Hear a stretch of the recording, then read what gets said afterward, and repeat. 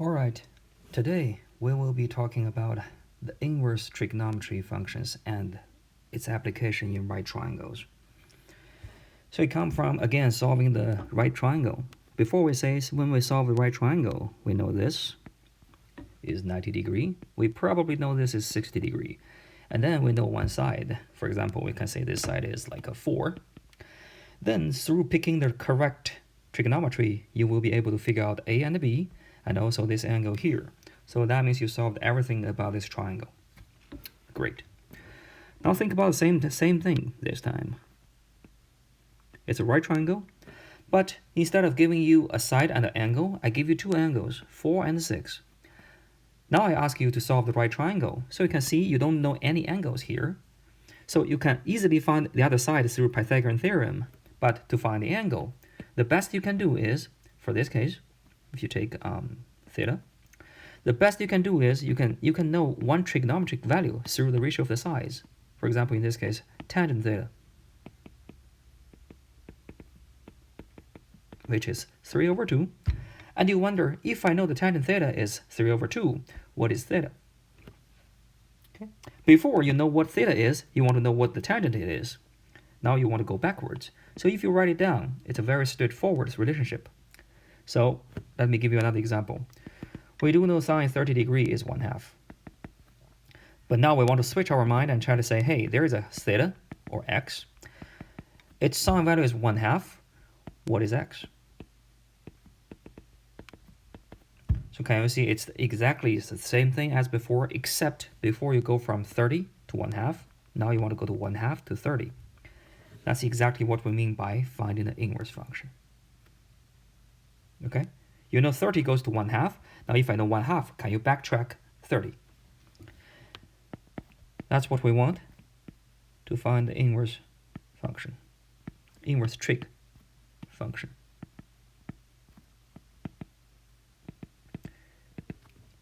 You have 6 trig functions, then you have 6 corresponding inverse trig functions. We call them the sine inverse,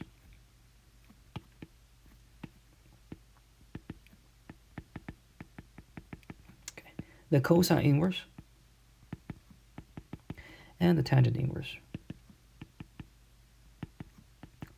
We have the other 6, but really, we only need these 3. We will show why later. Okay? This is true if and only if x equals sine y. That's by the definition of inverse function. xy, then I switch y and x. I got the other one. They mean exactly the same thing. For example, if sine 30 degree equals 1/2, equal, or if and only if 30 degree equals sine inverse 1/2. Okay. Why? Because the sine of 30 degree is 1/2. We are exactly the inverse pair, except we switch the order. Okay. Some people use the inverse notation, which means sine, you put the -1 here, indicating it's the inverse. Some people will use another notation, which is basically called arc. Sine, arc cosine, and arc tangent. But basically they mean the inverse. Okay, so this is the same as this notation. This is the same as this.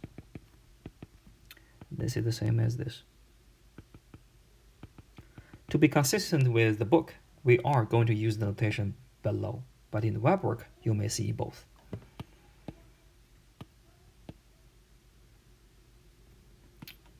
All right, so that's the first step.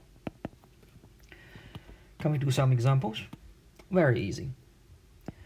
We know tangent pi over 4 equals 1. That means pi over 4 equals tangent inverse 1. Okay. We know tangent pi over 6 equals 1 over square root of 3. Then we also know 1 over pi over 6 equals the tangent inverse 1 over square root of 3. So just keep in mind, for trig value, you put in the angle, you got the ratio. But then for trig inverse, you should put in the ratio, you got back the angle. Okay. Now, by the way, I'm going to ask you, what is secant inverse 2? Okay. Now think about how we do it. That means secant inverse 2 equals x. We don't know x, we'll try to find x. That means secant x equals 2, right? But that correspondingly to cosine x equals 1/2. So really, if you want to do secant inverse 2, you could simply just do cosine inverse, and you get the flip the ratio, and then you have this to be pi over 3. Okay, I'm doing it as it's super easy, but actually you need to take some time because this is the first time you see it. It will take you some time to recognize the ratio and the angles. So take your time if you're slow. It's totally normal. Now you can see why we don't care about cosecant inverse, secant inverse, and cotangent inverse. Because if you care about cotangent inverse, you simply take the tangent inverse and flip the ratio. Okay. So really, we don't only care about these three. But for everything else, we certainly can do it. And it's straightforward.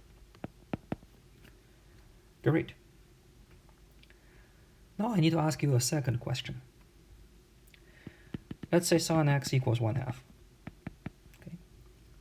We know, of course, x equals pi over 6 because pi over 6 give you 1/2. Great. But then you start to question yourself, is pi over 6 the only choice that will give you 1/2 if you take the sign? Or is there anything else that will also give you 1/2? Because if they do, you have multiple numbers, go to the 1/2. If you do sine, then if you do sine inverse 1/2, you actually don't know which one you want to pick. Okay. Moreover, if you think about it, this is exactly saying the function is not 1-to-1. Then actually you don't have an inverse. So from the beginning, it's not even legit to write down sine inverse, unless you know for every single ratio you only have one x, which give you that ratio. You have to have this. And of course you don't have it. Think about it. What kind of angle can give you 1/2? That corresponds to 30 degrees, right? But now if you think about 30 degrees, remember our angle can be anything now, not just right triangle. This gives you 30 degrees, this gives you 30 degrees, and this gives you 30 degrees.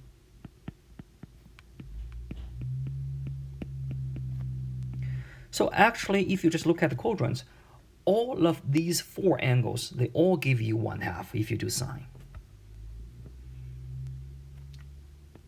4 choices. Because every time you pick a value, you always have 4 different choices, which give you 4 same right triangles. Of course, they give you the same ratio. But the good news is, for sine, you do know 2 of them are positive, 2 of them are negative. So if you know it's 1/2 instead of negative 1/2, it will help you a little bit, if you know it's positive or negative, help you a little bit to narrow down into only 2 choices.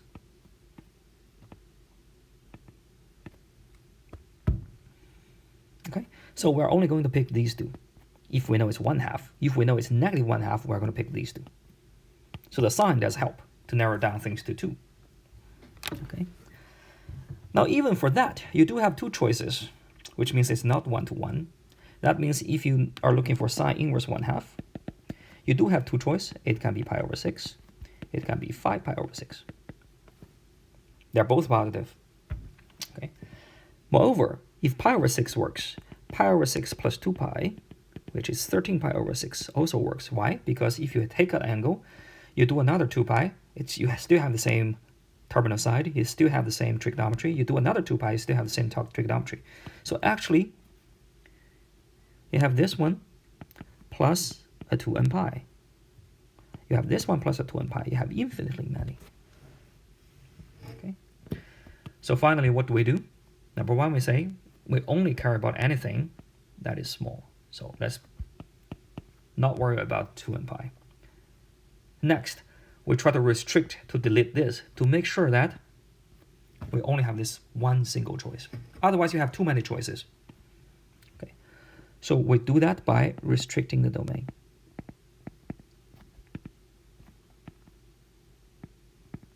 So the answer is if I know sine x equals 1/2, how many candidates do I have?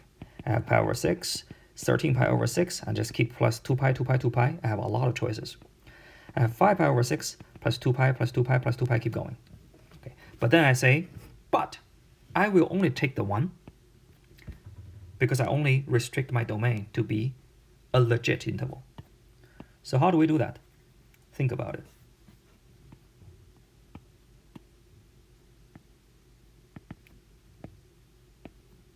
Well, this is for sine.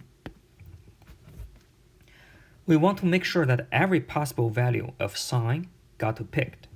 So you need to make sure that 1/2 is included. Anything between 0 and 1 is included. Meanwhile, negative 1/2 should be included. Okay. Because you cannot simply just only include the positive ones. The negative ones should also be included. Great. So that's number 1. Number 2. Let's see this. All values are included.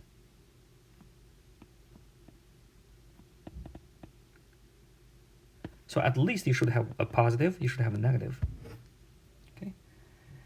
Number 2, what you want to do is you want to make sure all values are included and each value is only attained once. Because if you do it for twice, that means you have 2 angles going to the same trig. If you do the inverse, you don't know which one to pick.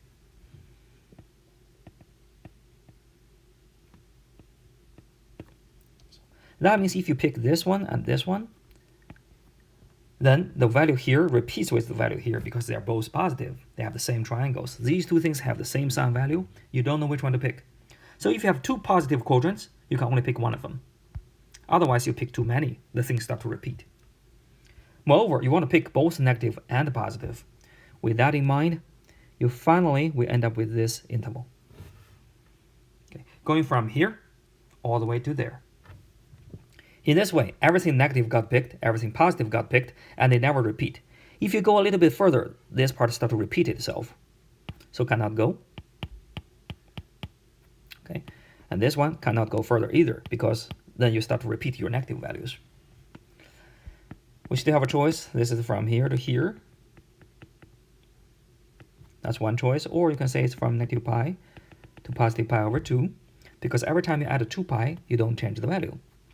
By convention, we pick this to be this. So it's settled. Okay, y equals sine inverse x.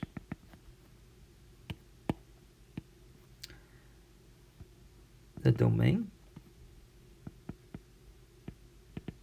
and the range.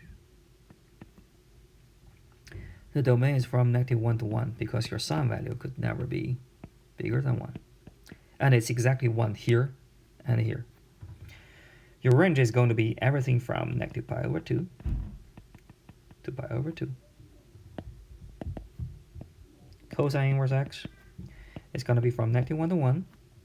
Now think about it for cosine.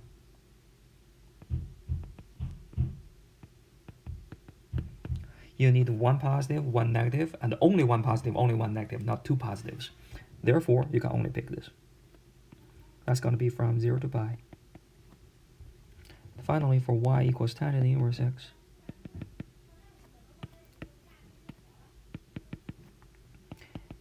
It can be anything. Okay.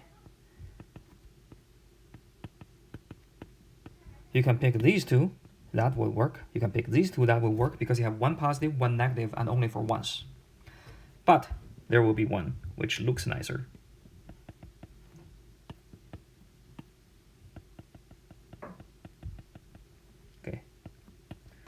This will be parentheses because technically you cannot have tangent pi over 2. If you try to recall, we tried to do this last time. And the bottom is 0, so you are dividing by 0. That's why pi over 2 and negative pi over 2. At that point, your tangent is not defined. Okay. If you did the exercise we left from last note, you will know what I'm talking about. All right. Okay, so now it's settled. So for example, what is sine inverse? 1/2.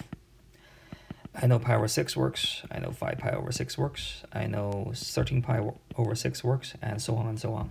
But there is only one which belongs to the range I have.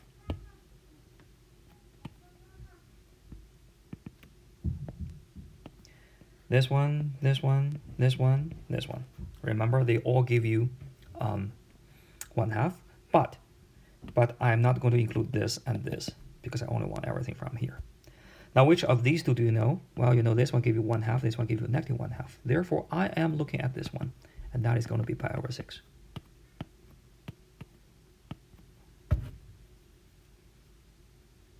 That's how we do it. Cosine inverse. 2. Cosine inverse. Square root of 3 over 2 with a negative.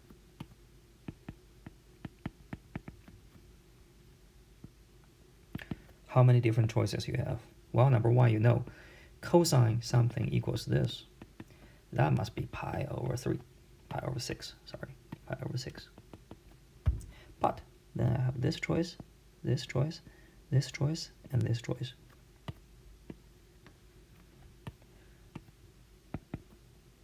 Now notice, for cosine, we only pick this one by the restriction. Therefore, I only have two choices, and then note, this one gives you a positive square root of 3 over 2. This one gives you a negative square root of 3 over 2, based on the fact we know about cosine. Then, I have to pick this one. The answer should be 5 pi over 6. Okay, let's try two more. What is tangent inverse negative 1? Well, you know, tangent something equals 1. That's going to give you pi over 4. Okay. So definitely it's related to pi over 4.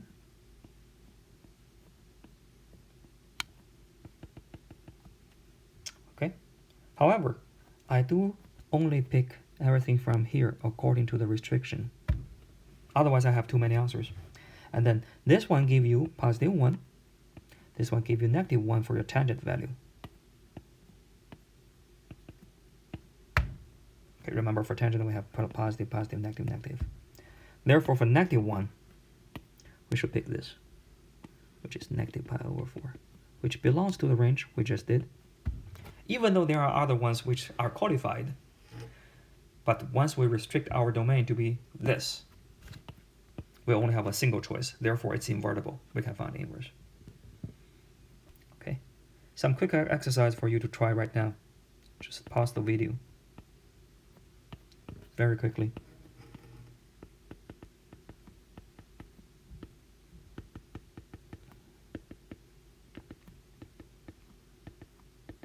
Okay, pause it, think about it, and here are the answers.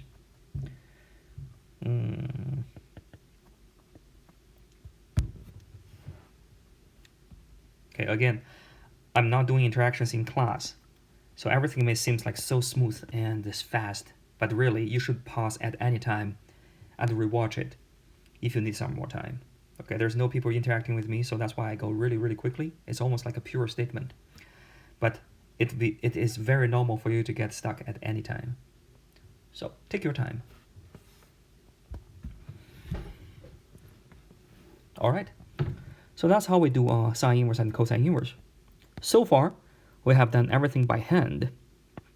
Now, of course, what if you have something which is other than some ratios we know? It's not related to 45 degrees, 30 degree, or 60 degree. For example, sine inverse 1/3. Do you know any angle that if you take the sine give you 1/3? No, I'm only sensitive to everything I wrote down here. They are special. Okay, anything else? I don't know them. So in our class, if you solve any problem, you end up at here, you just stop here. Okay. In real life, of course, you need to use a calculator.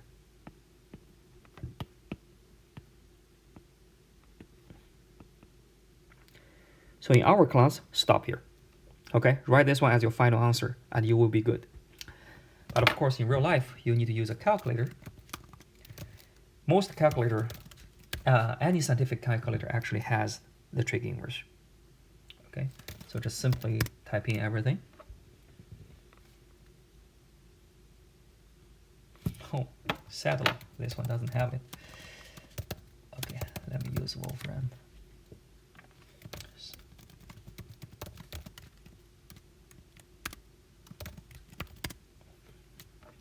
Okay, and you can use a calculator to get sine inverse 1/3 equals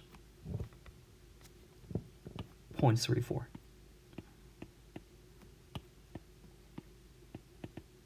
That basically means even though I don't know it, but once I know this, that means sine 0.34.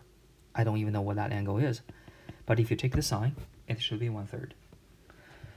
Okay, so anything other than the special angles, use a calculator. But in the exam, you probably will only see the ones with the special angle. Very good.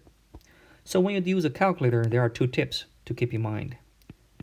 Number 1, some calculator use this symbol. Some calculator use the arc sign. So make sure you know which one you have.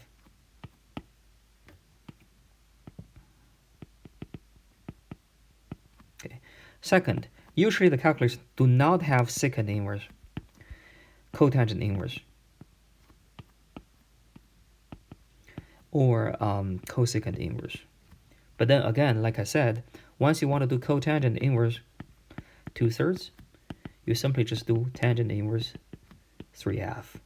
Okay, so using the buttons, usually you have 3 buttons, sine, cosine, and tangent inverse. Okay, but if you are having the other 3, you just flip the ratio, then you will be able to use a calculator to do it. Number 3, especially when you are doing things in web work, make sure that you check if your calculator is in degree or radian. They give you very different answers in numbers, even though they mean the same angle. Okay, make sure you know which unit you are using. Generally, when you are using radian, your number should be relatively small. You will never see something like 45. Okay, so if you see something like 45, 30, 15, probably you are looking at the degree.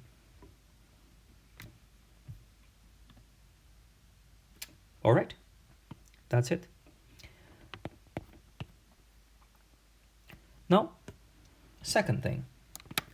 With this in mind, now we can solve the triangles, or even better, we can solve trigonometry equations.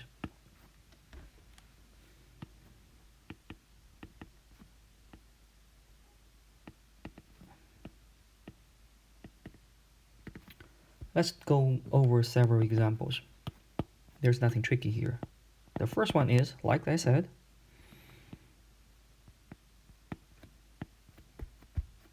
okay, solve the right triangle.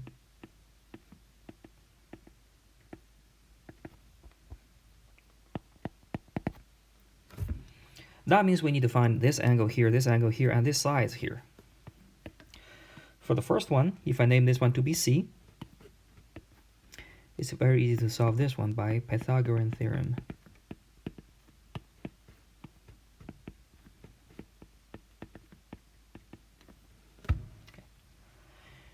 Now we just need to get these 2 angles. And the good news is, for these 2 angles, we only need one of them. The other one will be 90 degrees minus this one, which is the complementary angle. All right. But now what do you know about this theta? Depending on which one you do, you can either say this theta has a tangent 2/3, or you can say this theta has a sine theta equals 2 over square root of 3, or you can pick any other trigonometries. We just pick one. Then what you can say is theta is going to be tangent inverse 2/3. Then this alpha is just going to be pi over 2, 90 degrees, minus theta, which is pi over 2 minus this. All right, without a calculator, this is the best you can do. Of course, with a calculator, you can do even further. So again, in our class, you can stop here. But with a calculator, feel free to do further. And we have this one roughly is degree. Then this one is going to be 90 degree minus this, which is roughly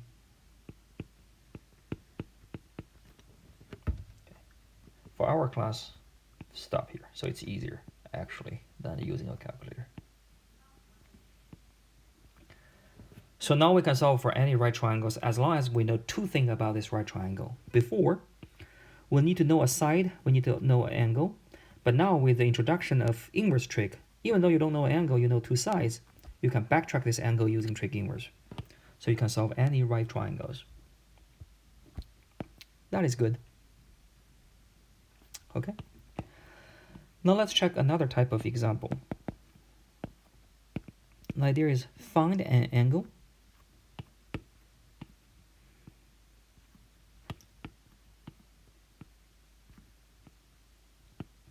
in 0 degree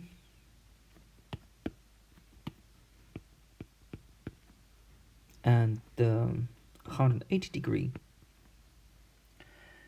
with, let's find the angle theta with such that cosine theta, let's do cosine theta equals negative 1/2.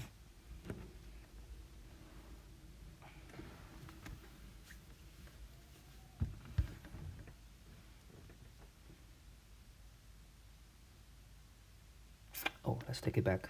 Hold on. Yeah, that's right. Okay. So now what do? You simply just take this one. Okay. You know it's going to be pi over 3 through the value, but you have so many choices. Okay. Now what you can do is, you can take out this and start to think about which one belongs to this. That's from 0 to pi. Okay. Then which one give you 1/2? And this one give you negative 1/2 through this. Therefore, implies theta equals pi over 3. So pi minus pi over 3, which is 2 pi over 3.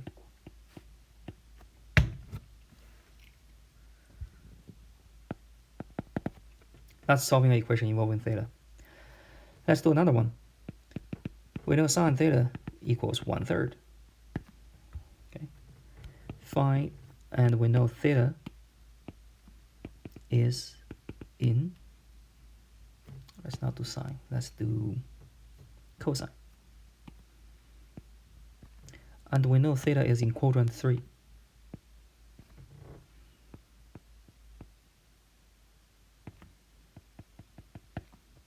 Okay. So find theta.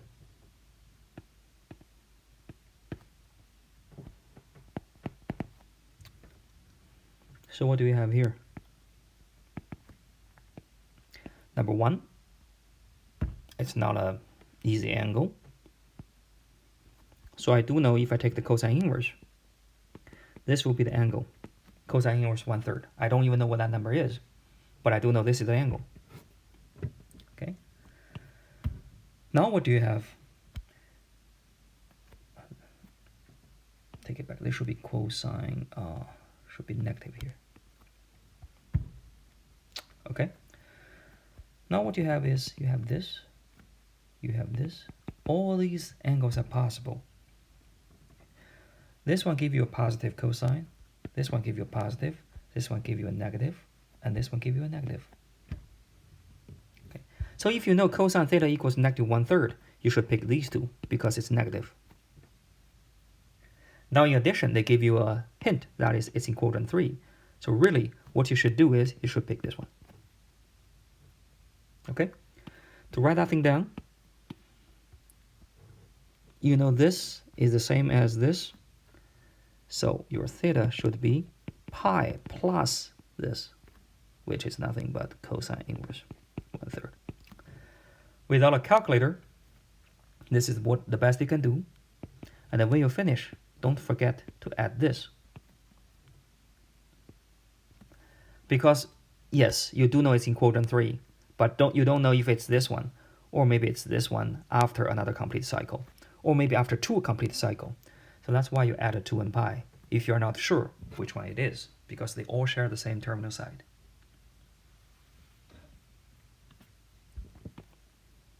Okay?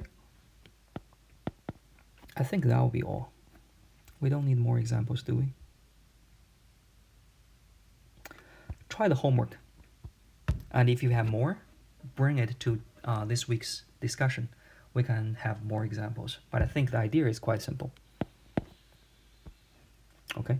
Do some exercise. I'm sure you can grab it. So finally, another thing we care about is composing trig and inverse trig.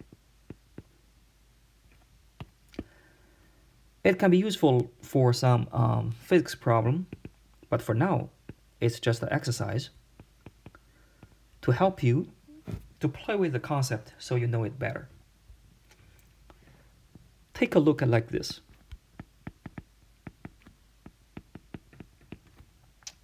Do you know what this is?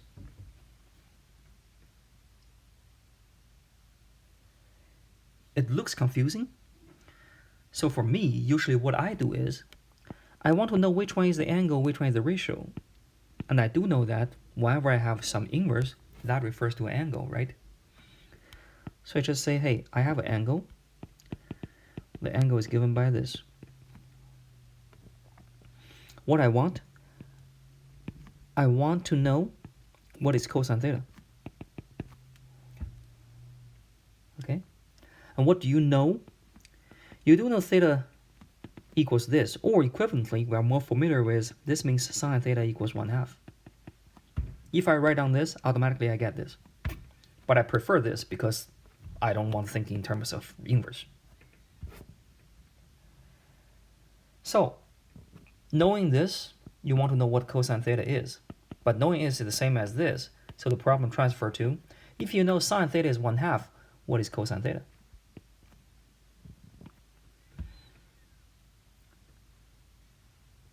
Sounds good? So for that case, if you know sine theta is 1/2, what is cosine theta? That's a classic problem of knowing one trig, finding the other ones. You can either draw a triangle, and then find cosine theta. Okay. Or you can either use a trigonometry identity.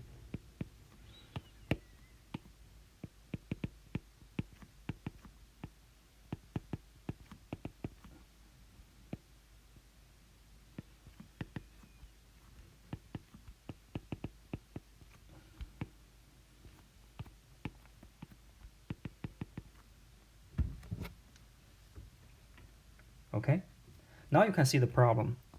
When you write down a right triangle, automatically you're assuming one thing, that is theta is between 90 degree and 0 degree. But now we're handling every single angle in all possible quadrants. This will be too restricted. Therefore, I think trigonometry identity become a better choice. Then automatically you have positive negative, not because you know a right triangle or not a right triangle. What you know is when you take the square root, you do have 2 possibilities. All right? Now the question is, which one do you want to pick? Positive, negative. For cosine, it's really this. Okay. So which one do I pick? It really depends on where theta is. Okay. But do you know where theta is? Check. What do you know? You know theta equals sine inverse 1/2. Right?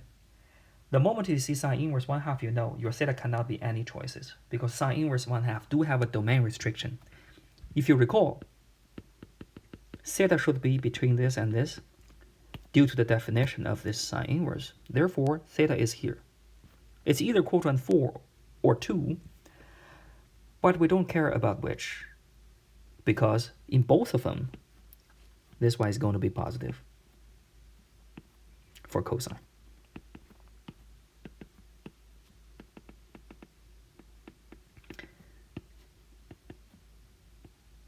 1 over 4, which is 2 square root of 3.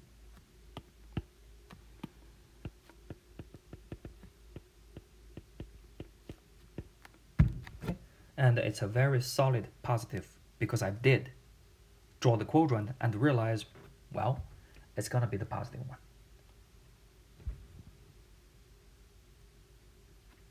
All right. Let's try another one. Try to do the tangent inverse. This time we are not going to have a special angle. No, tangent cosine inverse negative 1/3.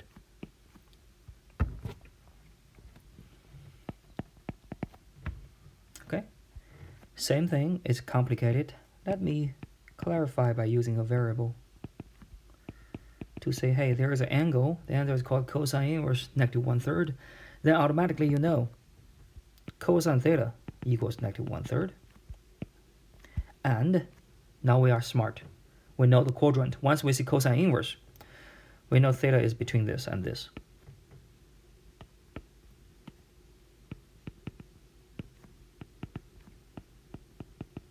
Due to the definition of cosine inverse. What do you want? I want tangent theta.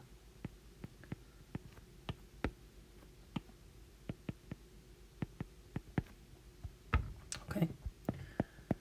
So again, question 1, what you can do is, you can draw the triangle.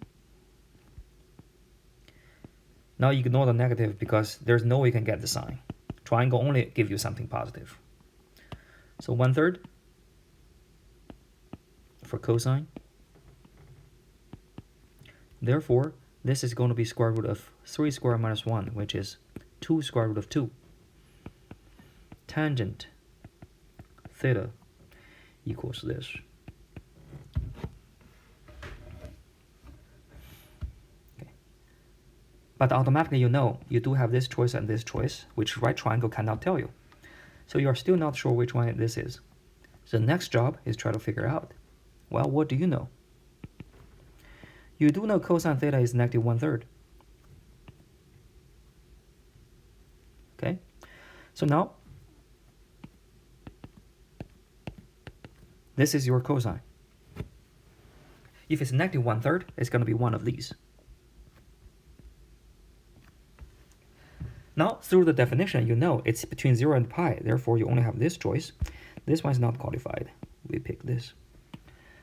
Theta is in quadrant 2.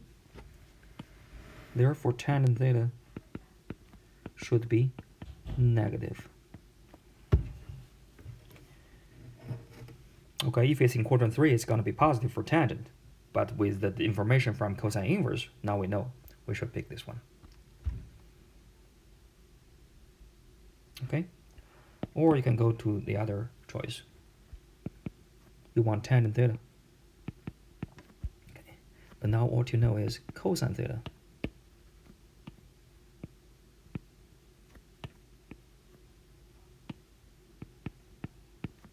is negative 1/3. You want to get tangent theta. What choice do I have? Well, the first choice, I take cosine, I find sine. After that, I do sine over cosine. Of course, somewhere I need to take the square root. Again, I need to figure out, should I take the positive one or the negative one through the quadrant? The same analysis as what we have here. Second choice, I can take cosine theta. I flip it, I got secant theta. Then I do secant theta square minus tangent, minus 1. Finally, I take the square root to get tangent theta. There is no unique way of doing all these. So pick the one you like, and it really doesn't matter because they all go to the same answer. I would suggest take this one as an exercise and take this one as an exercise too. Try both and try to see how to do it. Okay. That is basically everything we need for trig function, inverse trig function for now. One last example. we just want to change things a little bit more complicated. Okay, and that is try to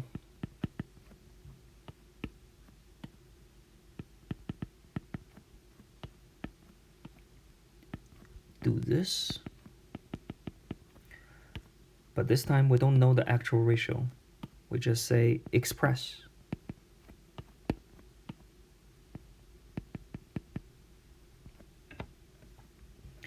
This one as an algebraic expression in x. In other words, we want this one to be a polynomial or anything that involving only x, no sine, cosine. This may look tricky at first, but really, you already know how to do this. If I put a 1/3. Now you simply just replace this one to be x. So the process is actually the same. What you're having is,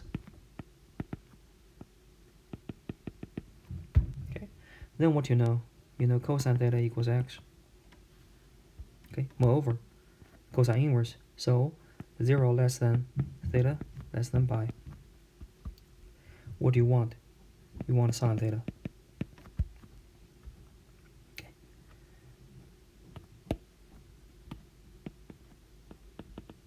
So now the problem is, cosine theta, you want sine theta. You can either do this, or you can simply draw a right triangle and say, hey, cosine theta is x, and go ahead and try to find sine theta. Either way, okay? I will pick this one.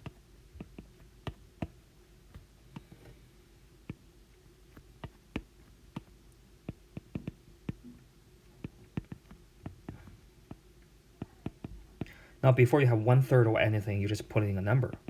This time, you're just putting x.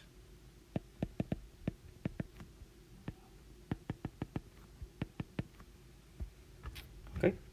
The last step, try your best to tell which it is. We know it's from 0 to pi. For sine theta, it doesn't matter if you're in quadrant 1 or 2. They're both positive. Therefore,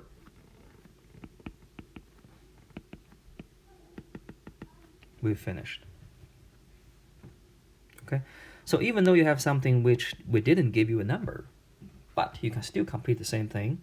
It's just when you have an x, you just keep the x there. All right, that will be all.